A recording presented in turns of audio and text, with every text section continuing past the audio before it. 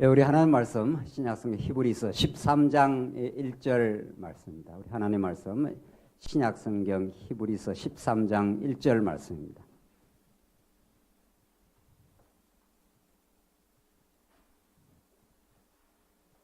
예, 찾으신 줄 알고 봉독 드리겠습니다. 히브리서 13장 1절 말씀입니다. 형제 사랑하기를 계속하고 손님 대접하기를 잊지 말라. 이로써 부지 중에 천사들을 대접한 이들이 있었느니라. 너희도 함께 갇힌 것 같이 갇힌 자를 생각하고 너희도 몸을 가졌은저 학대받는 자를 생각하라. 모든 사람은 결혼을 귀히 여기고 침소를 더럽히지 않게 하라. 음행하는 자들과 간음하는 자들을 하나님이 심판하시리라. 돈을 사랑하지 말고 있는 바를 족한 줄로 알라. 그가 친히 말씀하시기를 내가 결코 너희를 버리지 아니하고 너희를 떠나지 아니하리라 하셨느니라. 그러므로 우리가 담대히 말하되 주는 나를 돕는 이시니 내가 무서워하지 아니하겠노라. 사람이 내게 어찌 하리요 하노라. 우선 6절까지 봉독 드렸습니다. 우리는 이제 히브리서 마지막 장에 우리가 당도했고 이제 오늘 아마 내일 다음 주 정도 히브리서 전체를 히브리서가 가리키는 복음의 그 위대함, 복음의 놀라운 그 가치, 이것을 우리가 결론적으로 정리를 하시겠습니다. 특별히 오늘 13장에 나타난 히브리서 말씀은 우리가 늘 강조하고 우리가 중시하는 대로 성경의 이 계시 논리는 그 흐름을 가지고 있기 때문에 13장, 특별히 오늘 13장 같은 내용은 지금까지 우리가 살펴온 히브리서 1장부터 12장까지의 자연스럽게 흘러나온 그 복음의 메시지를 꼭 염두에 두고 13장을 이해해야 이 13장에 가르치는 이 놀라운 권면의 말씀들이 여러분과 제 옛사람이 이걸 해낼 수 있는 것이 아니라 나는 그리스도와 함께 이미 십자가에 못 박히고 내 안에 살아나신 그리스도께서 성령께서 내 안에 오셔서 하나님께서 만들어내시는 그 아름답고 복된 그 말씀이 13장 오늘 마지막에 계신 데는 소위 우리 학문적으로 말해서 기독교 윤리적 생활, 성령께서 만들어 가시는 성도의 거룩한 생활을 지금 권면하고 있습니다. 그 성경의 주제, 성경의 하나님 자기 계시라고 하는 그 주제와 흐름을 놓치게 되면은 13장의 오늘 이 봉독드린 말씀은 우리에게 그저 도덕적 규범으로 다가오면은 복음의 메시지가 아니라 화음이 되는 거죠. 굉장히 이게 무거운 짐으로 다가오고 오히려 기쁜 소식이 아니라 이제 어려운 소식, 무서운 소식이 되는 거죠. 이걸 또 못 지키게 했을 때 자책감이라든가 또 뭔가 조금 했다고 생각했을 때 이제 본인이 만들어낸 것으로 착각하게 되는 그런 거죠. 오늘 본문 13장에 형제 사랑을 계속하고 손 대접하고 또 갇힌 자 같이 그렇게 생각하고 이 모든 것들은 복음이 만들어내는 사랑의 법이라고 합니다. 하나님께서 우리가 얼마나 하나님이 우리를 사랑하셨는가를 깊이 깨닫게 되고 그 놀라운 복음의 능력이 성령 하나님의 진리의 깨달음을 통해서 여러분과 저를 사로잡아서 이제 새 사람으로 하여금 그것을 할 수 있도록 그렇게 역사해 가시기 때문에 이게 도덕적 차원의 규범, 내가 뭔가를 해야 된다는 게 아니라 성령께서 나를 사로잡아서 강력하게 만들어 가시는 놀라운 하나님의 그 은총의 선물인 거죠. 따라서 오늘 13장 내용에서도 우리가 지금까지 1장부터 12장까지 확인한 복음 그 자체, 또 히브리서가 강조하는 유대주의를 넉넉히 이기는 그 말씀이 오히려 13장의 이 사랑의 권면의 말씀인데 여기에 더 절절하고 올곧게 드러난다고 볼 수 있는 거죠. 정말 그 복음이 이런 놀라운 13장에 나타난 이 사랑의 권면들을 만들어내는 힘이 되기 때문에 그렇습니다. 자, 그렇다면 오늘 13장 그 내용 앞에까지 우리 간략하게 정리를 하겠는데 지금까지 히브리서가 여러분들이 지금까지 확인한 대로 히브리서를 우리 한번 잘 정리를 하면은 구약 전체의 그 흐름과 신약과의 관계를 아주 명료하게 정리해 주는 게 히브리서라는 거죠. 구약의 여러 모양과 여러 부분으로 그림자와 모형으로 수많은 하나님께서 언약의 그 예표적 사건들을 보여줬는데 그것이 이 모든 날 마지막에 하나님의 아들로서, 그 아들이라는 건 굉장히 신학적으로 중요하다고 그랬죠. 아버지와 동등 권세와 상속인이 되는 거니까 그런 아들 한 분으로부터 증명된 사건이다. 그분이 어떤 분인가 하면 우리 모든 신약 시대에 가장 중요한, 복음이 가장 중요하고 복음에 따라 나오는 게 이제 믿음인데, 복음이 만드는 믿음인데, 믿음의 주요 온전케 하시는 이 예수를 바라보자 이렇게 했기 때문에, 그러니까 믿음이라는 것이 우리 신앙생활에 믿음이 있고 없고는 하늘과 땅인 거죠.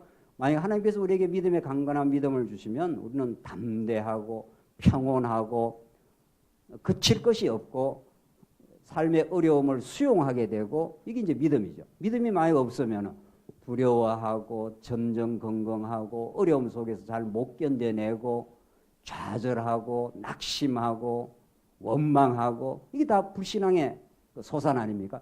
그만큼 믿음이라는 건 여러분과 저의 삶에 아주 구체적인 삶의 그 질을 결정하는 하나님의 선물이라는 거죠. 그게 복음으로부터 온다는 거죠. 소산 아닙니까? 그런 믿음을 그만큼 창시하시고 온전케 하시는 분이 우리 주님이라는 겁니다. 하나님의 아들 예수 그리스도라는 겁니다. 그래서 그 하나님의 아들에 대해서 히브리서 1장 앞부분이 얼마나 놀라운 방식으로 표현을 하는지 모릅니다. 우리가 믿는 그 예수가, 그가 이 우주 만물을 창조를 했다는 겁니다. 하나님의 영광의 광채라는 겁니다. 하나님의 영광은 우리가 가늠할 수 없습니다. 그의 능력과 그의 부요하심, 그의 그 주권과 그의 영원하심, 이런 것들을 다 우리 하나님의 영광이라는데, 그걸 우리의 조부라운 이 이성으로 다 가늠할 수 없을 만큼 영광스럽고 놀랍습니다. 그의 능력의 무한함, 그런 그 능력을 가지신 하나님의 영광의 광채로 오신다는 겁니다. 또 우리가 빛이 있으면 빛의 빛의 근원이 있지 않습니까? 빛이 있어야 이 빛이 이렇게 비치는데, 예수 그리스도는 영원한 그 하나님의 영광의 근원으로부터 이렇게 빠져나온, 이렇게 비추어내는 그 계시의 절정으로 이렇게 드러나신 분이라는 거예요. 그러니까 예수를 보면, 그 빛을 보면은 빛의 근원이신 하나님을 알 수가 있다 하신 그런 말이죠. 더 나아가서 죄를 정결케 하시는 분이라. 아무도 인간의 죄를 해결할 수가 없습니다. 또 인간의 스스로의 힘으로 죄악에서 벗어날 수도 없습니다. 그런데 예수님만이 죄를 십자가에서 죄를 완전히 정리를 해 주실 뿐만 아니라 여러분과 저로 하여금 날마다 거룩한 삶으로, 정결하고 복된 삶으로 힘차게 전진하게 하는 그분이 바로 죄를 정결케 하시는 분이라는 거예요. 그러니까 능력 많지요. 하나님의 영광의 광채시지요. 본체의 형상이시죠. 우리 모든 인류의 원수, 여러분과 저의 모든 불행의 근원, 이게 죄입니다. 하나님과 같이 되고자 함. 그래서 탐욕을 부리고, 그래서 원망하고, 그래서 시기하고 하는 그 죄를 해결해 주시는 분이라는 겁니다. 그러니까 얼마나 고맙고 놀라운 분인지 모르죠. 여러분과 제가 자유를 얻는다라든가 오늘 주신 일에 감사를 느낀다든가, 그건 다 죄를 정결케 하는 하나님 아들의 능력인 거죠. 예수님이 그런 분이라는 겁니다. 그래서 마침내 지극히 크신 분의 우편에, 지금 보좌 우편에 계시는 분, 하나님과 동등 권세, 이런 뜻입니다. 우편에 계시다는 게 오른쪽 왼편 이런 뜻이 아니라 하나님과 동등 능력과 권세를 그대로 갖고 있는 분이다. 그런 분이 우리의 믿음의 주요 온전케 하시는 분이시다. 그 믿음을 이제 우리에게 주시는데, 그 믿음을 이제 구체적으로 이제 하나님께서 그 믿음을 언약의 말씀을 또 주시는데, 이것을 내면화하고 뼈저리게 우리의 것이 되게 하고 절실하게 만드는 방식이 뭔가 하면은, 우리 지난 시간에 확인했지 않았어요? 그것이 이론으로만 되는 게 아니라 삶의 구체적인 징계의 방식이라는 겁니다. 하나님께서 사랑하는 자기 아들에게는 사생자에게만 징계가 없는 것이지, 하나님이 사랑하는 모든 자에게 하나님께서 사랑의 징계의 방식을 통해서 우리의 그 단단한 옛자를 허물어버리고 우리 안에 속사람을 자꾸 강건케 하신다는 겁니다. 그러니까 우리가 믿음이 믿음으로 성립되려면은 우리는 믿을 것이 없는 불의한 자라는 게 전제돼야 되지 않습니까? 그런데 우리는 상당히 의로운 부분이 많고, 또 뭔가 내가, 아까 보니까 우리 식사하기 전에 우리 장모님 한 분하고 이야기하면서 뭔가 하나님이 하시지만 또 내가 할 것은 있다는 거예요. 사람들이 자꾸 이렇게 생각을 한다는 거죠. 내가 할 게 있기야 있지요. 우리가 교회 봉사도 하고 뭐 이것도 하고 저것도 하고 직장 생활도 하고 다 그 내가 하지요. 근데 그때 내라는 것의 그 정체를 복음에서 우리는 해명을 했지 않습니까? 그때 내라는 것이 하나님하고 무관한 자율적인 내가 아니지 않습니까? 이미 그리스도의 지체에 붙들린 나, 이미 옛사람은 죽고 예수와 함께 살아난 그리스도의 지체로서 붙들린 나, 포도나무, 나는 포도나무요, 나는 정확하게 해야죠. 나는 포도나무요, 너희는 가지니. 가지라는 건 포도나무에 붙어 있는 거니까 가지가 독자적으로 움직이지 않지 않습니까? 그러니까 나라는 게 없는 게 아니죠. 내가 있긴 있는데 그 나가 독자적으로 이렇게 움직이는 존재가 아니라는 겁니다. 이미 포도나무에 붙어서 거기로부터 능력, 진액, 영양 공급 모든 것이 거기서부터 나온다는 겁니다. 그런 나라는 겁니다. 이 나라는 허상이고 껍데기고 아무것도 없다는 뜻은 아니잖아요. 우리 있는데 그에게 붙어 있기 때문에 그분이 공급해줘서 그분이 말씀을 공급해주고 깨달음을 주시고 위로하시고 그분이 우리 지체들을 이렇게 연결시켜 주셔서 자꾸 새롭게 하시고 그런 그 나가 분명히 있다는 거죠. 붙어 그리스도의 지체된 나. 그래서 그런 그 나가 점점 강건하게 만들기 위해서는 내 옛자로서의 나, 타락한 옛습성의 나를 하나님께서 무너뜨려야 되지 않겠어요? 내가 뭔가 할 수 있다고 하는. 그렇기 때문에 하나님께서 징계를 허락하신다는 겁니다.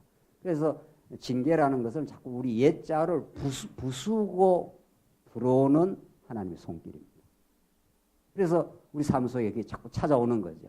시련도 찾아오고 생각지 못한 어려움도 찾아오고 그래야 옛자, 강고한 옛자를 하나님께서 부숴버려야 우리의 속사람이 자꾸 강간하게지니까. 그래서 하나님 그런 믿음의 부요함을 하나님께 갖게 하기 위해서는 자기 자신을 믿는 옛자를 부숴버리는 징계의 방식으로 하나님께서 하시기 때문에 우리 삶 속에 때로는 원치 않은 어려움도 있고 그렇게 예수님께서 그렇게 말씀했지 않습니까? 예수님이 다가온 십자가가 얼마나 육을 가졌던 예수님이었기 때문에 그게 지나가길 바랬습니다. 그래서 하나님 이게 너무 고통스러운 일이 앞에 다가 있는데 하나님 하실 수만 있으면 어떻게 하라고요? 이 쓴 잔을 좀 지나가게 해달라는 거예요. 너무 쓰니까 그게 예수님의 육성, 예수님의 인성 그것이 하나님께 절규했던 내용입니다. 그러나 예수님은 역시 하나님의 뜻을 알았기 때문에 그 방식을 통해서라야 하나님의 뜻이 이루어지고 언약 백성들에게 여러분과 저에게는 그 놀라운 구속의 역사가 이루어진다는 걸 예수님이 너무도 잘 알기 때문에 그걸 이렇게 감수를 하신 거죠. 내 원대로 하지 마시고 아버지의 원대로 하시옵소서. 내 원이야 그게 그냥 지나가면 좋지만은 그게 그냥 지나가면 하나님의 뜻이 이루어지지 않고 예수님이 사랑하는 여러분과 우리 언약 백성들의 구속이 이루어지지 않고 하나님 나라가 이 땅에 이루어지지 않기 때문에 그걸 받아들인 거죠. 그래서 믿음이라는 것은 사실은 감수하는 능력입니다. 어려움을 자꾸 피하는 게 아니라 어려움이 찾아왔을 때 그것을 수용하는 힘인 거죠. 그 어려움을 누가 좋아하느냐 말이죠. 그러니까 내 원대로 마시고 내 원이야 이게 어려움이 빨리빨리 피해가면 좋지만 그걸 통해서 더 하나님을 배우게 하시옵소서. 더 하나님을 의지하게 하시옵소서. 그래서 새로운 미래의 소망을 갖게 해달라고 그런 방식으로 하나님이 믿음을 부여함을 주신다는 겁니다. 그러고 나서 우리 지난 시간 이제 너희들이 이런 곳이 지금까지 정리를 하는 겁니다. 너희들이 이런 곳이 신의 산이 아니라 무섭고 심판과 정죄가 도사리고 있는 곳. 그래서 만약에 죄인이 그냥 접근했다가는 즉시 하나님께서 돌이라도 침을 당하리라. 하나님이 돌격을 하겠다는 거죠. 적살하기 때문에 신의 산이 그렇게 무서운 곳입니다. 허군이 있는 곳, 검은 구름이 있는 곳, 아무나 접근 불가능한 곳, 그런 신의 산에 이르는 게 아니라 놀라운 용서가 있는 곳, 화평이 있는 곳, 하나님을 만날 수 있는 곳, 하나님을 아버지라 부를 수 있는 곳, 그게 시온산에 너희들 이르게 하다. 그게 우리 지난 시간까지 메시지예요. 그러니까 우리는 너무도 이제 하나님이 정결한 우리 제사 제도를 통해서 우리를 깨끗하게 해주시고 죄 없다고 너는 내 사랑하는 아들이라고 내가 너희의 심령에다 피를 다 뿌렸다고. 예수의 피를 다 뿌려가지고 깨끗하게 만들어버리고 말았습니다. 그래서 내가 너를 만나주겠다고. 그게 성전입니다. 그래서 아브라함 언약의 절정은 신의 산 언약의 성전의 방식을 통해서 절정으로 이루어지는 거죠. 그 제사장 나라라고 하는 그 나라를 통해서 우리를 섬겨준 그 나라, 우리를 절절하게 사랑한 그 나라, 그게 하나님께서 성전에서 우리를 만나 주심. 오늘 우리 권사님 한 분이 그 문자를 보내셨어요. 우리 인류 역사 전체를 아담에게서 이제 아담의 허리에서 하와가 빠져나왔다가 나왔죠. 허리에서 뽑아내가지고 갈비뼈에서 하와를 지었지 않았어요? 근데 지어 놓으면 이게 자율성을 가지려고 하죠, 인간이. 그러니까 이렇게 떨어져 나왔으니까. 원래는 한 몸이었는데 이 떨어져 나온 아담이 하나님 아버지로부터 독립하고자 하는 겁니다. 떨어져 나오면은 우리 자식도 품 안에 있는 자식이라 그러지 않습니까? 크면 어떻게 합니까? 크면 떨어져 나와서 독립선언을 다 해요. 뭐 아버지 언제 대단합니까? 뭐 내가 대단합니다. 뭐 이런 식으로 나가는 거죠. 그래서 떨어져 나온 걸 우리는 떨어져 나와서 자기 길을 가는 걸 타락이라고 그러고, 타락한 인류를 다시 자기의 허리 안으로 끌어들이는 사건을 구속이라 합니다. 그래서 결국 예수 그리스도 안에서 온전한 하나가 되게 만드는 거죠. 하나가 되어야 기쁨이 있는 거죠. 그래서 천국 가면은 예수님 성전이 없고 예수 어린 양 예수 그리스도가 성전이 되십니다. 성전이 하나님과 만나는 곳이니까. 자, 그렇게 해서 이 시온산이라는 게 그렇게 좋은 곳입니다. 예. 죄인들이 나아갈 수 있는 곳, 죄인들이 하나님과 하나가 될 수 있는 곳, 죄인들이 하나님을 만나는 곳, 거기에 하나님 무한한 용서가 있는 곳, 그래서 하나님을 아버지라 부를 수 있는 곳, 할렐루야 찬송이 있는 곳, 그게 시온산, 예수 피가 뿌려진 곳. 그러므로 이런 뜻입니다. 오늘 13장 내용이. 서론이 좀 길었네요. 1장부터 12장까지. 이렇게 하나님께서 놀랍게 우리를 사랑하고 붙들어주고 성전에서 만나주시고 너를 이렇게 사랑했으므로 13장 형제 사랑하기를 계속하고 이렇게 되는 거죠. 그러니까 12장까지의 이 위대하고 놀라운 복음, 하나님이 당신의 아들을 십자가에 못 박아서 성전 삼아서 참성전, 부활의 참성전 삼아서 여러분과 저를 전부 성전의 제목으로 삼아서 이렇게 우리를 사랑해 주셨으므로. 자, 12장 그 마지막에 한번 보십시오. 12장에 28절, 그러므로 우리가 흔들리지 않는 나라를 받았은즉 은혜로 받자 이로 말미암아 경건함과 두려움으로 하나님을 기쁘게 섬길지니, 나오지 않습니까? 그 12장 마지막 절 그 하고 13장하고 그냥 자연스럽게 연결되는 거죠. 하나님께서 이 성전 되어 주시고 흔들리지 않는 나라를 그냥 선물로 주었으니까 그 기쁨이 있으니까 기쁘게 하나님을 우리가 섬기게 된다는 겁니다. 그게 지금 토대였습니다. 지금까지. 그러니까 1장부터 이게 지금 13장이 이제 사랑의 권면 기독교 윤리라는 거 아닙니까? 이게 기독교 윤리 혹은 뭐 기독교적 삶인데 이 모든 것이 이제 복음이고 이것이 우리에게 기쁨을 주어서 하나님을 기쁘게 섬길 마음이 이제 그 토대가 형성되었기 때문에 드디어 13장 1절에서 형제 사랑하기를 계속하고, 이게 도덕적 규범이 아니라는 겁니다. 이게 예수가 우리 안에서 만들어내는 놀라운 하나님께서 성취 사건이라는 겁니다. 이게 성령의 법으로 우리 안에 신비에 새겨져서 우리 안에 사랑의 법을 단단하게 우리 신비에다가 새겨가지고 하나님 이렇게 하나님 우리를 사랑한 걸 느낍니다. 하나님 우리를 지금까지 보호하고 인도해 주신 것이 하나님의 놀라운 언약적 성취라는 신실함을 믿어집니다. 그런 그 마음의 토대와 든든한 기초가 형성된 사람에게는 자연스럽게 이제 하나님과 나와의 관계가 이렇게 끊어졌던, 이게 아버지로부터 하나님으로부터 혹은 예수 그리스도로부터 떨어져 나와가지고 허리에서 나와가지고 독립을 해버린 거 아니에요. 그냥 여기 지어진 것만 해도 괜찮은데 그때부터는 차고 나가버린 거죠. 그래서 아버지를 박차고 나간 게 이제 탕자 아닙니까? 탕자가 아버지로부터 끊어져 나가는 순간부터 이제 고통이 시작되는 겁니다. 독립해서 좋은 것 같지만 그때부터 고갈되기 시작하는 거죠. 그걸 이제 예수 그리스도가 성전되어 주셔서 이 성전을 통해서 새롭고 산 길로 하나님께로 나올 수 있는 길을 열어놓으시 갖고 하나님을 만날 수 있는 거죠. 여기가 회복되면은 여기가 회복되는 거죠. 자연스럽게. 여기가 하나님과의 영적 연결이 되기 시작하면 거기서부터 모든 공급이 이루어지기 때문에 그다음에 형제에 대해서 사랑할 능력도 생기고 그런 용의도 생기고 의욕도 생기고 그렇게 하고 나서 하나님이 하셨다고 점점 믿어지고 그래서 형제 사랑하기를 계속하고 이렇게 되어 있습니다. 형제 사랑해다 말다 이렇게 하는 게 아니라 그게 우리가 나아갈 방향이라는 겁니다. 우리가 나아갈 지향점이라는 겁니다. 점점 자꾸 그런 쪽으로 가게 될 수밖에 없다는 겁니다. 그래서 이웃을 내 몸처럼 사랑하라 이런 게 우리 옛자로서 가능이나 하겠냐고요. 자기 사랑이 아주 뼛속 깊이까지 돼 있는 게 우리 인생인데 이웃을 사랑하겠냐고요. 그러나 내 안에 역사하시는 예수 그리스도의 무한한 능력과 십자가 사랑이 그 부활의 능력이 이 형제 사랑하기를 계속하라는 것이 무거운 짐으로 다가오는 게 아니라 그렇게 정말 기쁨으로 다가가게 되고 그렇게 또 함으로 참 기쁨을 더 가중하게 되고 그렇게 되는 거죠. 손님 대접하기를 잊지 말라. 이로써 부지 중에 천사들을 대접한 이들이 있었느니라. 이 손님 대접 그 당시에 특별히 그 초대교회 당시에 많이 방황하고 또 고통받고 핍박받는 그런 나그네들이 더욱이 많았습니다.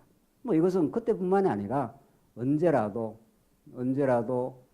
교회라는 것이 그런 것이죠. 우리 신앙적 삶이라는 게 그런 것이죠. 손님 대접하기를 잊지 말라. 부지 중에 천사들을 대접한 이들이 있었느니라. 이게 아브라함 사건을 구약의 예로 들어서 천사 대접한 거 이게 하나님의 손길로 인정을 해준 것. 참 아름다운 교회적 삶인 거죠. 그러니까 내한테 갚을 만한 사람을 잘 대접하는 것은 이미 계산된 대접인 거죠. 내한테 아무런 갚을 다시 돌아오지 않을 것 같은 사람이라도 그렇게 해주는 거죠. 그게 그 보상을 기대하지 않는 손대접 아닙니까? 그렇죠? 사람 그렇지 않습니다. 우리 옛사람은 뭔가 이 사람한테 이만큼 해주면은 다음 기회에 뭔가 돌아올 것 같은 어떤 기대감과 그런 보상 심리가 있으면 순수한 의미에서 한 건 아니잖아요. 이 얘기 나오는 손님 대접이라는 게 그런 의미가 아닙니다. 그냥 나그네 왔다가 지나가도 그 사람 지나가서 아무 우리에게 돌아오지 않아도 그냥 그리스도의 마음으로 손 대접하는 거죠. 이건 서구인들에게 굉장히 잘 문화적으로 정리되어 있습니다. 역시 기독교 문화가 잘 정착된 거. 지금 물론 서구 기독교가 많이 힘을 잃긴 했습니다만은 종교개혁 이후 500년 전통이라는 서구 전통에서는 약한 자, 장애우, 그리고 돌아오지 않을 것 같은 사람들 이런 사람들에 대한 손대접 정신은 서구인들에게 많이 남아 있습니다. 제가 뉴질랜드에 학교에 갔더니만 저하고는 아무 이해관계 없는 사람이 제가 영어를 워낙 처음 버벅대고 잘 못하고 하니까 그냥 일주일에 2번 사람을 그냥 붙여줘요. 그 사람 저한테 전혀 무슨 강사를 받지 않았습니다. 그래서 동양에서 온 그래서 학교 적응이 어려운 사람 이런 사람에 대해서 그냥 그 사람들은 아무 대가 없이 그냥 나그네로서 어려운 사람 이렇게 잘 대접을 합니다.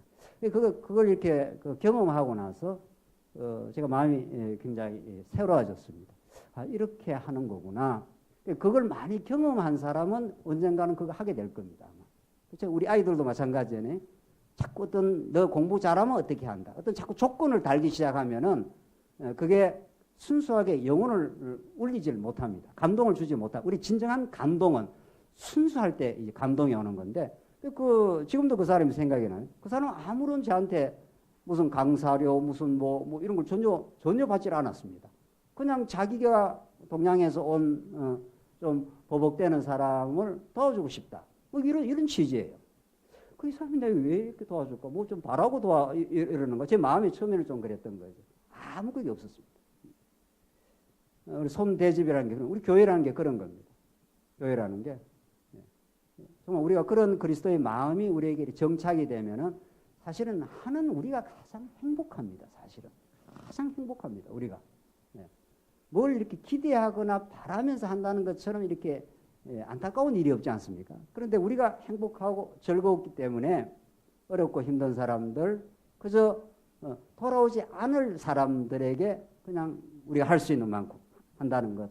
그런 마음으로 우리 모두가, 우리 교회가 그런 마음으로 자꾸 형성이 되면은 교회가 틀림없이 더 따뜻해지고 더 새로 찾아오는 성도님들이 그걸 느끼게 될 겁니다. 3절 봅시다. 이게 전부 교회 생활이라는 겁니다. 교회 생활이 지금 우월성을 말하고 있지 않습니까?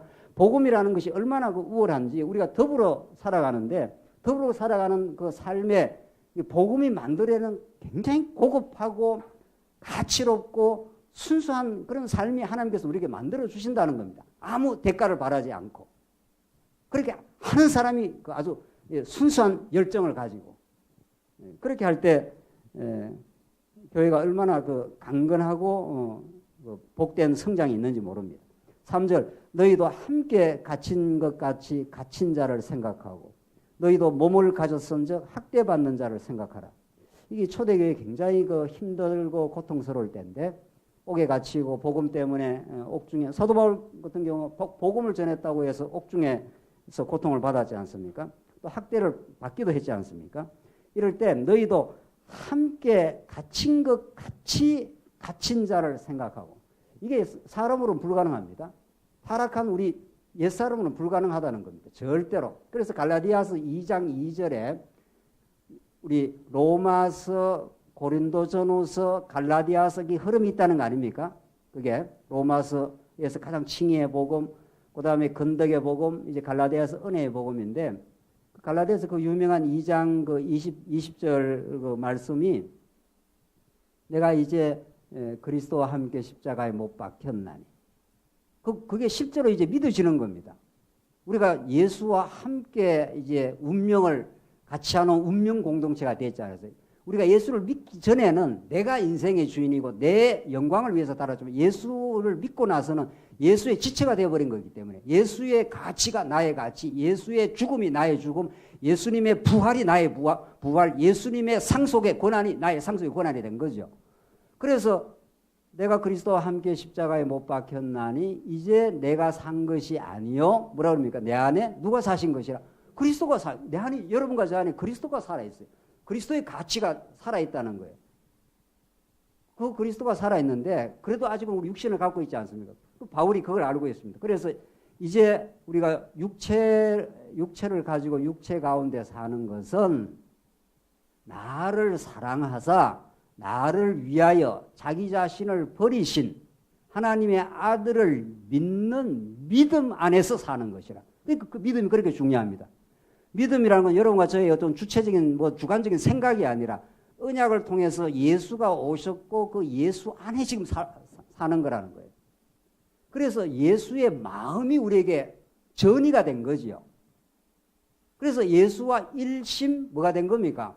동체가 된 겁니다. 실제로. 그 복음을 자꾸 듣는다는 건 예수의 마음이 내 마음이 되는 겁니다. 부부가 일심 동체입니까? 일심 이체입니까? 이거는 물어보고 지나가야 돼요. 네. 부부 절대 일심 동체 아닙니다. 네. 이심 이체예요. 부부는 정확하게 이심 이체예요. 어디만큼만 일심 동체인가 하면 예수의 마음을 가진 만큼만 일심 뭐죠? 일심 동체. 인간 마음 절대로 일심 동체가 돼요. 한 마음이고 한 몸이라는 거 아닙니까? 일심 동체니까. 절대로 육신은 그 인간이 꼭 나쁘다, 죄인이다 이렇게 물론 이제 죄인이라서 그런 건데 보십시다. 육체를 갖고 있기 때문에 육체가 이렇게 딱 구분이 되지 않았어요. 절대 한 마음 안 됩니다. 그러니까 A라는 남자와 B라는 남자가 육체를 가지고 있기 때문에 몸이라는 게 그러니까 어머니가 자식한테 마음이 상당히 일치하는 것은 자기 몸 안에 뭘 갖고 있기 때문에 그렇습니까? 몸 안에 갖고 있기 때문에 몸 안에 자기 아이를 갖고 있기 때문에 태로 연결됐기 때문에 이거 전부 놀라운 하나님의 일반 계시입니다. 이 줄을 갖고 있기 때문에 엄마는 그 아이와 운명을 같이 하는 겁니다. 10개월 동안은 엄마가 좋은 거 먹으면 그대로 전달되고 엄마가 기분 나쁘면 기분 나쁜 게 전달되고 그래서 태아 교육이 뭐 중요하다 그런 거예요. 엄마가 평안해야 된다는 뭐 이런 말 하잖아요. 왜냐하면 그 엄마의 감정이 그대로 전이가 되니까. 거기에 붙어 있으니까. 근데 이놈이 이게 앙하고 나오면 어떻게 됩니까? 그때부터? 나오면 그때부터 이심이체예요. 나오면 벌써 나오면 인간은. 그래서 몸을 가지고 있는 한 몸의 구조가 다릅니다. 벌써. 몸의 구조가 다르고 몸의 반응 양식이 달라요. 다 오래 사신 분들은 너무도 잘 알잖아요. 나는 아프다 그러는데 저쪽에서는 뭐 아픈지 안 아픈지 잘 모르거든요. 그 사람이 아픈 거예요. 이 사람이 아프지 이 사람이 아픔을 못 느껴요. 그러니까 마음으로 어떨 때는 아픈 척 하는 거죠. 이 사람은 워낙 아프다니까. 자기는 지금 안 아프네. 치통이 생겼는데 뭐 제가 엄청 치통이 생겨서 아픈데 저 사람은 옆에 사람은 치통이 안 생겼기 때문에 안 아픈 거예요. 옆에 사람이 아파하니까 아프겠구나 이렇게 좀 이렇게 같이 공감을 해줄 뿐인 거죠. 그래서 여러분과 제가 이 영적인 진리를 깨닫고 예수 그리스도가 우리의 머리가 되셨다는 것처럼 중요한 게 없습니다. 머리가 됐다는 건 영적으로 우리가 지체이기 때문에 그러니까 일심동체가 되는 거죠. 한 덩어리니까 한 덩어리가 된 거니까 예수와. 그래서 결국은 복음을 들었다. 우리가 복음을 자꾸 깨달아간다. 우리가 이 신앙생활을 한다는 건 예수의 마음과 우리가 점점 일치해 가는 겁니다. 지금도 이제 상당히 일치는 했고 깜빡깜빡 잊어버리고 뭐 이렇게 하긴 하지만은 그래도 상당히 일치해서 이렇게 말씀 들을 때는 맞아. 예수님이 우리를 지켜주시고 예수님이 우리의 모든 근원이 되시고 예수님이 우리의 모든 주관자가 되어주시고 예수님이 우리 교회의 머리가 되어주시고 뭐 이렇게 우리가 믿지 않습니까? 그래서 이게 정말 그 3절에 나오는 이 말씀이 그리스도의 지체로서 생각할 때 가능하다는 겁니다. 이게 함께 갇힌 것 같이 갇힌 자를 생각하라는. 나는 지금 안 갇혀 있는데 갇힌 사람의 고통을 이제 자꾸 느끼게 된다는 거죠. 그리스도의 지체로 생각하고 우리 사랑하는 관계니까. 그래서 우리 어머니들이 자식 사랑하는 걸 생각하면 정확하게 이해가 되는 겁니다. 자식이 아플 때 같이 아픈 거 아니겠어요? 우리 어머니들이.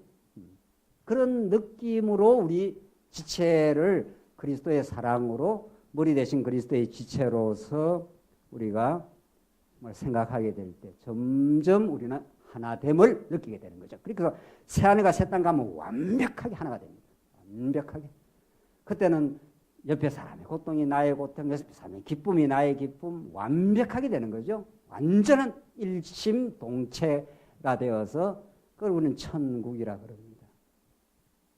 그러나 우리 교회에서 완벽하게는 안 돼도 상당히 그걸 느끼고 그걸 이루어가고 실제로 우리가 문득문득 되어졌을 때 또 감사함이 있는 거죠. 아하, 이게 우리 교회 생활이구나. 이게 정말 우리의 참 복된 신앙생활이구나. 그래서 정말 갇힌 것 같이 갇힌 자를 생각하고 너희도 몸을 가졌은즉 학대받는 자를 생각하라. 몸이라는 게 학대받으면 너무 고통스러운 거거든요. 그러니까 그 받는 사람을 생각하여 일심동체로 생각하고 함께 고통에 동참하는 그런 마음, 이게 얼마나 교회 생활의 복인지 모르는. 지금까지 이야기한 게 전부 우리 지체관계, 형제 사랑, 손님 접대, 갇힌 자와 또 같이 생각하는 것, 그 다음에 몸을 가지고 학대받는 사람을 함께 생각해 주라. 이런 내용들이 우리 지체관계입니다. 그 다음 4절. 모든 사람은 결혼을 기이 여기고 침소를 더럽히지 않게 하라. 음행하는 자들과 간음하는 자들이 사는 자를 하나님이 심판하셔. 이건 두 번째 이제 가정생활입니다. 가정생활. 그러니까 뭐 어느 에베소서나 골로새서나 기독교 윤리를 설명하면서 사도 바울이나 히브리서 기자나 다 그 원리는 다 동일한 거죠.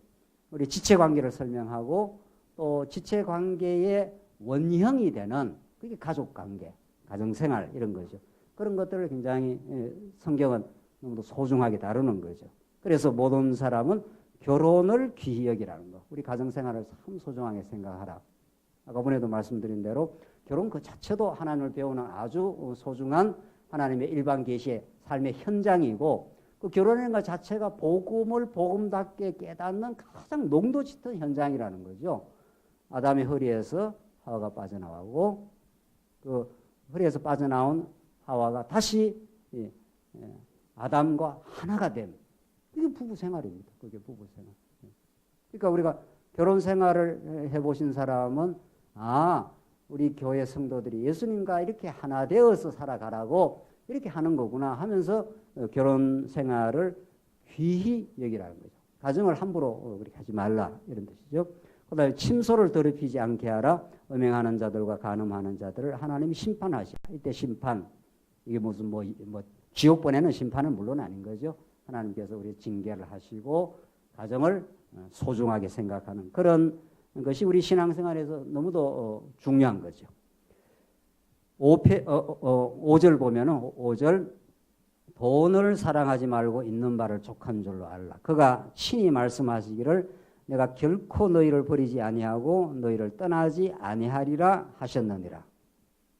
자, 이게 물질 생활 아닙니까? 이게 현대인들의 사회생활의 핵심 중에 핵심 아닙니까? 어떻게 해야 돈을 버리고 돈을 쓰느냐. 이거는 우리 예수 믿는 복음적 신앙생활의 아주 결정적인 그 한 요소임에 분명한 거죠. 돈에 대한 철학을, 기독교 철학을 어떻게 갖고 있느냐. 이건 여러분과 제가 우리 복음을 깨닫고 나타난 중요한 한 그 징표인 건 사실인 거죠. 왜냐하면 돈이라는 게 하나님과 재물을 겸히 같이 섬길 수 없다. 이 정도로 이 현실적인 삶 속에서 강력한 그 파워를 가지고 있기 때문에 성경은 강력하게 그 문제를 디모데 전후서에도 마찬가지고 딱딱 짚고 지나가지 않습니까? 그만큼 우리한테 복음이 가져오는 그 소중한 돈에 대한 기독교 그 철학인 거죠. 기독교 사상인 거죠. 돈을 사랑하지 말라는 거예요. 세상 사람들처럼 돈은 인격이 아니기 때문에 사랑의 대상이 아니라는 거예요. 돈이 불편하다고 성경은 말한 적도 없고 돈이 소중하지 않다고 성경은 가르친 적이 없는 거죠. 열심히 일해라고 했지 않습니까? 오히려 일하지 않거든 먹지도 말라 이렇게 해서 굉장히 그 성경은 노동의 가치 무슨 일이든 상관없죠. 우리 예수 믿는 사람이 그 노동의 가치를 강조한다는 말은 그만큼 돈을 하나님께서 노동을 통해서 돈이 얻어지기 때문에 돈을 성경은 하찮은 거로 보거나 무가치하거나 불필요한 거로 본 적이 없습니다.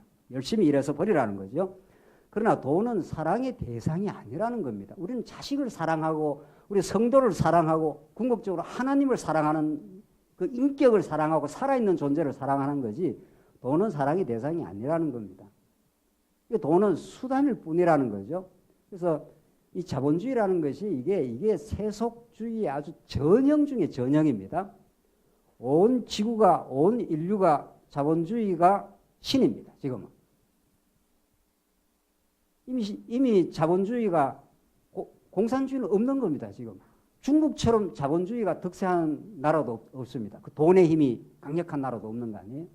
공산주의는 껍데기만 공산주의지 온 지구의 자본주의와 돈의 지배적인 세력 이렇게 되어 있습니다. 그러니까 여러분과 제가 복음을 복음답게 자꾸 깨달아가면은 돈에 대한 관념, 돈에 대한 개념이 어떻게 바뀌느냐를 자기가 확인할 수가 있습니다. 굉장히 중요한 그 신앙 체크 포인트입니다.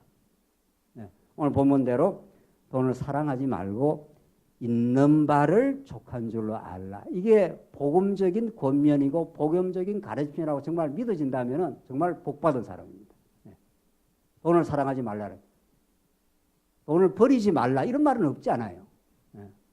열심히 버리라는 거예요. 열심히 버리되 있는 바를 족한 줄로 알라. 이것처럼 강력한 메시지가 없습니다. 그 누가 그래요?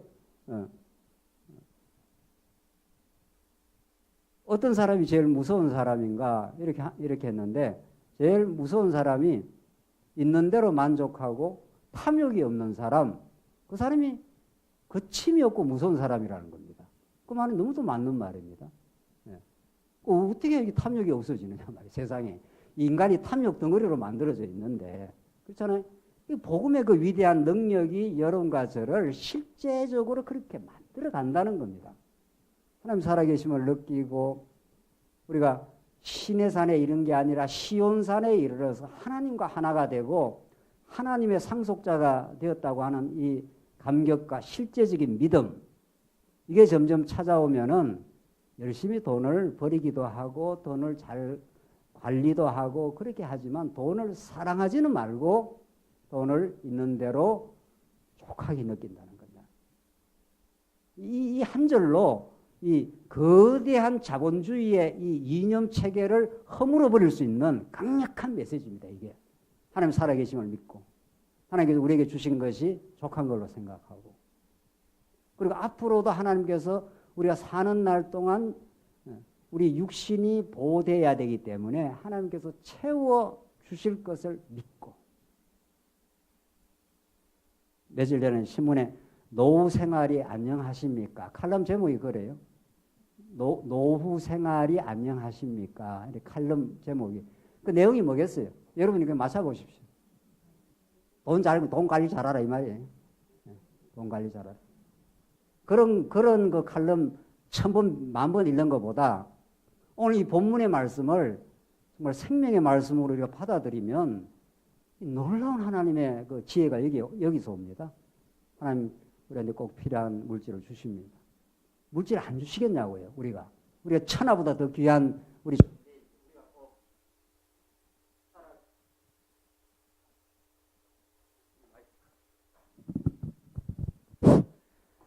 우리가 천하보다 더 귀한데, 그래서 하나님께서 적절해 주십니다. 그리고 하나님께서 오늘 주신 거 있는 것을 족한 줄 생각하고 감사하는 삶. 그것처럼 위대하고 놀라운 복음적인 삶은 없습니다. 우리 복음적인 삶이 어디 가서 멀리 가서 뭐 대단한 일을 하고 해야 복음적인 삶이고 신앙의 핵심이 아닌데, 이것처럼 현대인들을 지배하는 강력한 거짓 체계, 거짓 가치관을 부수고 복음 안에서 사는 것은 돈을 사랑하지 말고 예수를 깊이 사랑하고 우리 지체들을 사랑하고 있는 것으로 족하게 생각하고, 그렇게 하나님께서 우리 해주실 겁니다. 그가 친히 말씀하시기, 왜냐하면은 여기 본문이 나오는데 내가 결코 너희를 버리지 아니하시고 너희를 떠나지 아니하시라 하셨느니라. 이게 약속의 말씀이 있다는 겁니다. 하나님 이 땅 살아가는 땅 우리 버리지도 않고 떠나지도 않는답니다. 그러니까 우리가 육신에 사는 동안 하나님께 채워주시겠죠. 그러므로 우리가 담대히 말하되 주는 나를 돕는 이시니, 이런 약속의 말씀이 있으므로 이런 말이죠. 우리가 담대히 말한다는 겁니다. 많은 걸 가지지 않아도 우리가 담대하게 말할 수 있다고만. 하나님 우리 삶을 지키신다고, 채워주실 것이라고.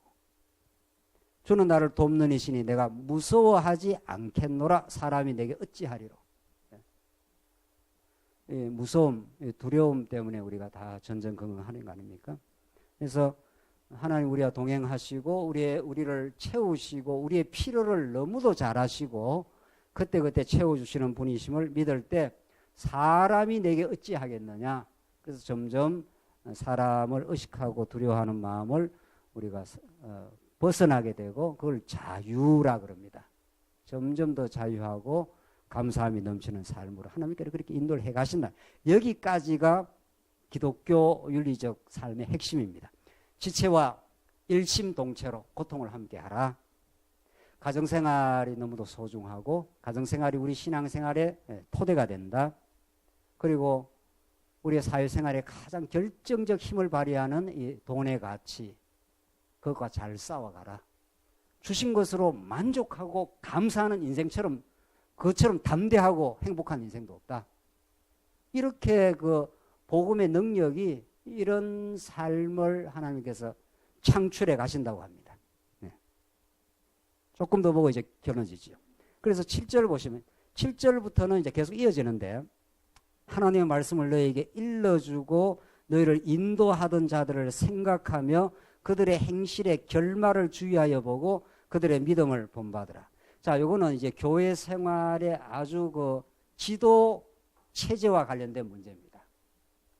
교회는 어떤 경우든 말씀을 인도하는 지도자가 있고, 어떤 경우든 교회는 뭐 목사라 해도 좋고 우리 장로님이라 해도 좋고 우리 권사님이라 해도 좋고, 교회가 강건해지기 위해서는 하나님께서 그 지도 체제를 반드시 세우십니다. 그건 디모데전서, 디도서, 빌레몬서가 교회 체정으로의 무장하는 게 다 그런 말씀들입니다. 어떻게 지도자를 세워갈 것인가. 그러니까 그 교회가 강건해지기 위해서는 하나님께서 강건한 지도자를 세우는 건 필연적 하나님의 뜻입니다. 그래서 지금까지 13장 1절로 6절까지가 이게 기독교 윤리, 크게 봐서 기독교 윤리고, 그 다음이 바로 이게 이제 교회 체제에 관한 내용이라는 겁니다. 여기에 교회 체제는 누군가 교회에서 진리를 먼저 깨달은 어떤 그 섬기는 지도자가 생기게 돼 있다는 거죠.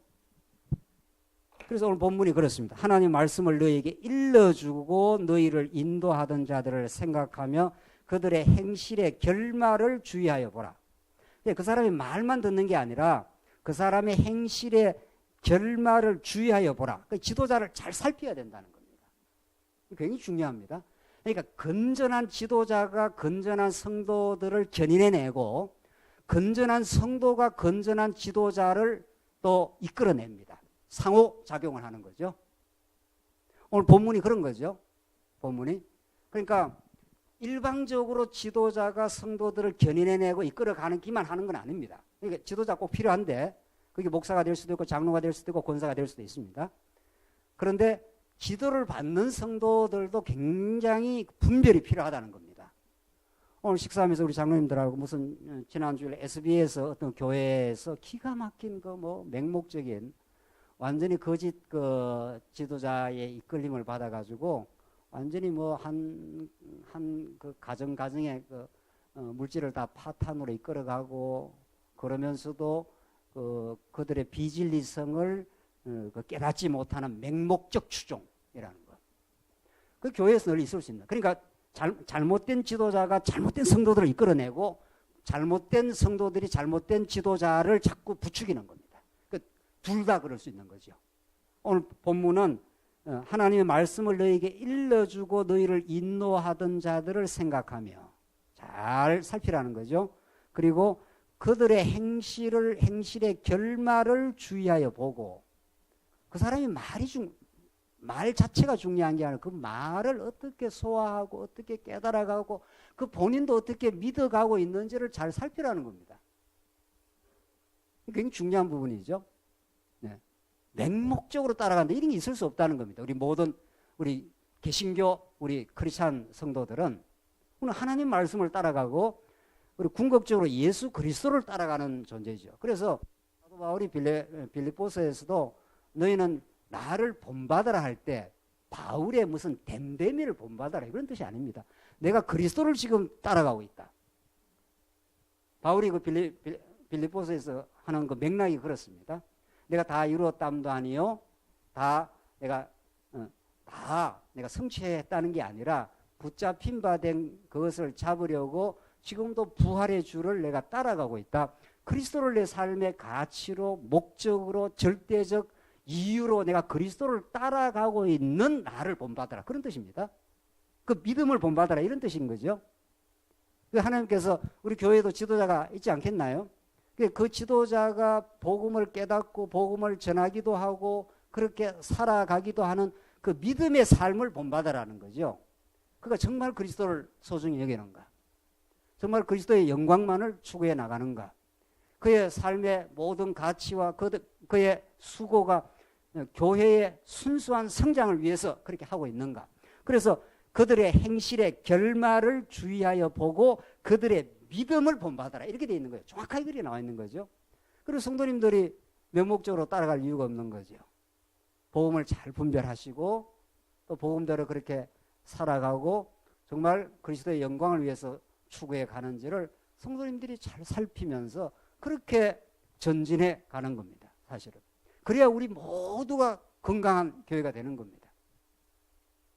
굉장히 절실한 그 교회론 아닙니까? 교회 체제. 그러니까 앞에서는 기독교 윤리는 지체들과의 건덕적이고 아름다운 삶을 잘 권면하고 그 다음에 딱 지도자 문제가 나오지 않습니까? 예.